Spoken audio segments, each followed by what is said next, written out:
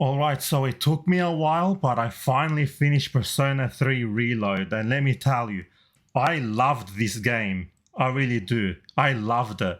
I'll say this as well. This is a very faithful remake. Unlike what they're doing with Final Fantasy 7, because Final Fantasy 7, even though it's a remake, it's kind of a slash reboot slash reimagining. This one is remade to it's a very faithful remake. So you are getting exactly the same story with extras inside. But yeah, I absolutely love this game. It took me a while, but I finally finished it. So, welcome to my review for Persona 3 Reload. And this game was definitely built from the ground up. You can tell they remade everything. The character models, the places you go to, everything was remade. All the assets had to be remade. Even the game mechanics had to be remade for this. If you've played the original games, the original games kind of look bad in graphics because it's an old game, right?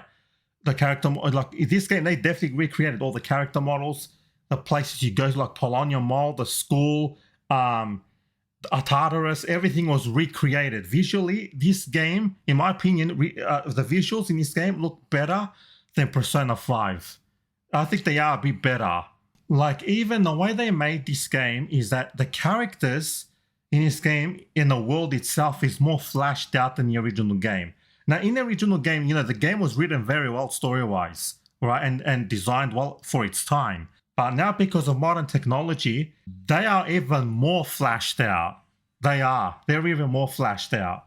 Now, if you guys have played the original game, you know that the story was very well written, right? And you know who all these characters at a deep level. Now, with this remake, the remake really pushes these characters even more because you know what they've added? Even beyond the social links, they've added these events where you can spend more time with the characters, like little character episodes for your party members, where you can spend even more time with them and understand them in a deeper level. You can you can engage with some activities with them, you can cook with them, or you can read a book with them. You can do the garden with them. You can understand them in a much deeper level. It's almost like you're actually hanging out with these characters now. By doing these activities, you can actually unlock some hidden traits, like hidden character traits with them, like secret abilities, or passive abilities as well. So it is good to do them. So yeah, and you get, like I said, the characters are more flashy. You get more information about the characters too, what they like, what they don't like. And I'll say this too. Nothing you do in this game feels like a waste of time.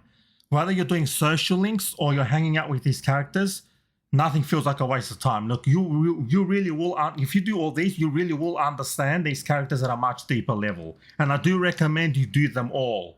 And I do recommend you do everything. Actually, in any Persona game, if you play any Persona games, I do recommend you do everything because the game is developed. The game is made for you to actually do that because the way it works is like a calendar system, right? So make sure you do everything, or at least try to get 90% of the game. Make sure you do everything because, like I said, you will get emotionally attached to these characters. You know exactly who they are. You know exactly what they like and don't like. You'll understand everything. So yeah, make sure you do everything. I recommend, in any Persona game, I recommend you do everything. Now, about the social links. Now, the social links, they're actually fully voiced. Now, I think actually this is the first time they've actually fully voiced the social links in any Persona game. This is the first time. But I'll say this as well. The voice actors that did these characters, they did a very good job because I can't even tell the difference between the old games and in this game, except for Akihiko, right? Because with Akihiko, the original Akihiko, his voice was very gravelly, right? Very, you know what I mean? Very grunty as well. In this one, what they decided to do is that his voice he's just got a deep voice. Now, when I heard his voice originally, I think it was in Comic-Con, I was kind of worried. But playing this game, his voice did grow on me. So I think actually his voice might be a lot better in this one because these are teenagers, A gravelly voice is better for characters that are around 30s. Characters that are in the 30s, right? If they want to ever make an Akihiko, if he were ever to come back in a future Persona game, let's say, and he's 30 years old, yeah, they can give him the gravelly voice. But because in this game he's young, right? So he's in high school, right? So a deeper voice, the way they did it in this, I think it's a good idea that they did do it this way. I really do for his character. And for everybody else, they sound identical to the old game. Like you can't even tell the difference. Like you'll have to like really, really listen in to hear the difference. You have to really pay attention to hear it. Otherwise, yeah, they sound identical. Like you can't even tell the difference at all. The voice actors did a very good job like producing these voices because they sound so identical. They did a very good job, the voice actors. They really did. Now, when it comes to the main story is, as you expect, it pretty much follows the same thing, except they did add, I think they did, like, because I can kind of tell when I was playing through the game, they did add a lot more voice dialogue. They have more dialogue to flash the story out a little bit more. But yeah, the story beats are exactly the same. And the way the calendar works, because it's got a calendar system, right? So you go through days every time. If you played Persona before, you know what I'm talking about by the calendar system. So yeah, the calendar system is pretty much the same, and the story is pretty much the same as the original, except they've added some stuff to flash out the story. So it's pretty much the same thing, just with a little bit of extras. Because, like I mentioned before, this game is a very faithful remake to the original game. You are getting the full experience of Persona 3. You're getting the full experience. Now, I know there's some controversy that the female protagonist is missing. Now, to be honest with you, I'm kind of okay with that because the thing is that Persona 3, if we're talking about canon, the male protagonist is definitely canon. He's the canon character, right? Because if you guys don't know, this is that when originally, when Persona 3 was back on the PS2 when it first came out, it was just the male protagonist and you had just, the game, right? Then they re-released an enhanced edition, which was called Persona 3 NVS. Now with that game, if you're getting the whole base game with, I think there was little hints here and there and some extra bosses. And also after you beat the main game, you play another little story DLC, which takes place after the whole main story, which was called The Answer, right? Then after all that, they re-released it again. It was called Persona 3 Portable. Now in that one, what they did is they removed the answer, right? But they added a female character, female protagonist, which you can actually go through the whole game with a female protagonist. Now, the problem is by doing that in this game is that it's going to add a lot of development time because they have to redo all the social links. They got to redo all the cutscenes. They have to adjust all the dialogue just for her. And the thing is, like I said, I know that people are going to get upset with me saying this, but she's not canon, if you know what I mean.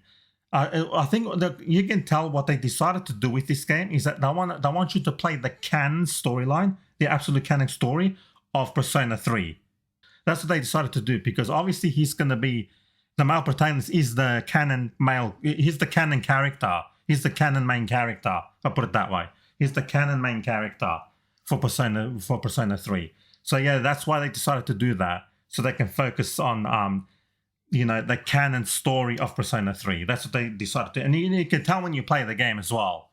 Now about the gameplay, so it's pretty much almost the same thing, but except with extras. Like the combat system, for example, they took a lot of stuff from Persona 5. Like they added, like, when you hit someone with a critical attack or you hit their weakness and then you can have another turn.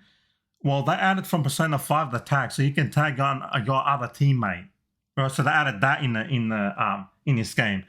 Also, they added something also, what they call it in this game, they call it Theurgy, right? But it's pretty much, the way it works is, it's basically, if you played any JRPG before, it's basically your limit break, right? So the first time ever in Persona, they've added a limit break, right? So to be honest with you, with the new limit breaks, like they do ridiculous amount of damage sometimes. So it kind of made the game a little bit easier, especially with some of the bosses. I think it is a nice addition though, because it does add some more, extra gameplay that you can do something new in the game. So yeah, that's the thing as well with Theurgy. So you get Limit Break now. Now about a Tartarus itself, right? So a Tartarus is basically like a dungeon, right? Now, if you've played the original game, is that Tartarus can get very repetitive the way it looks and the way it's designed. Now in this game is that they've added a lot more things to a Tartarus, which it doesn't look like you're going through the same corridors anymore, right? Or sometimes it does, but not all the time. Like it's much more well designed and much more flashed out. Like they definitely spend a lot of time redesigning Tartarus, because like when you're going through it, like when you go like above every floor, right? When you go up a floor, it does feel like you're on a new floor. Because in the original game, like every time you went up a floor, everything looks the same. You go up the next floor, everything looks the same. That's how it was in the originals. Like with all three originals, I would say. But in this one, when you go up a floor, it is a bit different. Like even if it's the same style, because you know like there's like different styles. But if you're in like the same style of floor, it does feel different enough it does feel like you're on a different floor, which this thing. Now even the bosses, I have noticed is that they have changed the bosses a little bit as well, because in some cases they are harder in some areas, but also easier in some other areas, because I think they have changed their weaknesses a little bit. Because that's the thing. That's also the thing if you want to watch out for. Like if you haven't not played this game yet, but you've played the originals, keep in mind that the weaknesses might have changed. Because I don't remember some of the bosses, I'm talking about the Tartarus bosses, I don't remember them having no specific weaknesses. So I think they have changed some of the weaknesses on them. Also, what they've added in Tartarus is that they've added extra optional areas, which is pretty much, what are they called? The moon door or something like that, they call it. Right, so it's basically like these red doors, right? They appear in some of the floors. Now, when you go through these red doors, you fight, I think it's like 3 optional bosses, and at the end you can loot treasure and stuff like that. But there are some of them that are actually quite tough as well. So yeah, that's a thing to look out for as well. But yeah, definitely do those doors if you guys come across them. And once you beat them, you actually get good loot after that. Well, important loot, and you can unlock a few things as well with that loot. So I highly recommend you do those doors when you find them. I highly recommend it. Now, if I can actually go back and talk about the other bosses, like the Tartarus bosses again, because I forgot to mention this, is that what's a new addition to this is that sometimes when you go up towards a boss floor, right? Sometimes what would happen is that in that boss floor, there's no boss, but there's a teleporter to go back. Now, the game will warn you that there's going to be bosses immediately after that floor. So what I recommend, you take that teleporter when you reach the first boss floor, there's no boss. Take the teleporter back safe and then go back in, because what's going to happen is that when you go to the next floor, is another boss floor, but there's a boss there, right? So you fight the boss. When you beat that boss, then you go to when you go to the other floor, it's another boss floor, which means you have to fight 2 bosses back to back. And sometimes it's up to 3 bosses. So yeah, just watch out for that as well. But it's a good addition though, because it keeps you on your toes. So yeah, that's a very good addition. I'm glad they actually did that. So yeah, there are some differences from the original game. So everything else is pretty much the same as the originals, which, you go through the same story beats, you go through the calendar system, all the story bosses are pretty much the same. The graphically and visuals obviously, and the character models are obviously way better than the originals. Now, the only thing they did remove, I think this is more in Persona 3 Portable had this, is they move that sickness thing. Sometimes when you go to a Tartarus in Persona 3 Portable, is if you spend too long in the Tartarus, you can get sick, which I am so glad they removed that thing, because that didn't make the game challenging. That just made the game annoying, because what would happen is once you get sick, you get debuffed.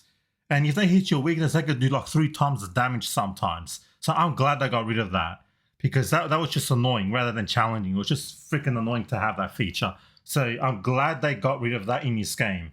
So yeah, I think I pretty much covered everything. So yeah, like I said, they recreated this whole game from the ground up. Like all the visuals look good. Like they recreated all the character models. They recreated all the buildings. They redesigned all of Tartarus. All the enemies look good. Yeah, visually, this game does look better than Persona 5 even. This game does look a little bit better, like I mentioned before. So yeah, it's a very fun game. Like the gameplay is smooth as well, so the gameplay is a lot better. Even with the new additions, like all the new addition adds even more fun to the game. So yeah, they actually did a very good job recreating this game and actually making this game as well. So they actually did a really good job. Very fun game to play. Obviously, I highly recommend you go out and buy this game. If you love Persona 3, if you love it, this is the definitive edition to play the game. So go ahead, go and pick up this remake. Go and pick it up. Now, if you've never played Persona before, any of the Persona games before, it is a good entry to start playing with this one. So yeah, go pick it up. Actually, if you like JRPGs, especially turn-based JRPGs, 100% go pick this up. You're gonna enjoy this game. Go pick this up. It's a very fun game to play. Very fun. You'll have a very good time, and the story is very good as well.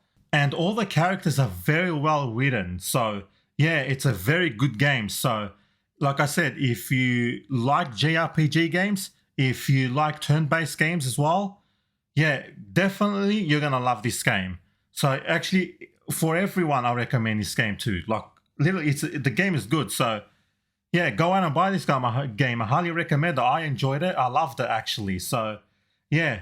So now for the Aegis DLC, I will do a separate review for that because I haven't played it yet. I will play it probably tomorrow.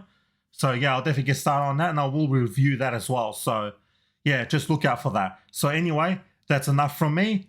Like and subscribe if you like this kind of content. And yeah, thank you for watching.